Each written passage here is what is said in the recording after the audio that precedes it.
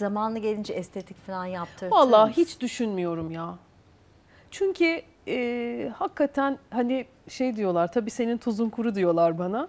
Yani gerçekten bir hani anneden gelen genetik bir oran var yüzümde. Hani çok şükür annemden Allah razı olsun. Onu da hiç elletip bozdurtmayı düşünmüyorum. Sarkacaksa sarksın, kırışacaksa kırışsın.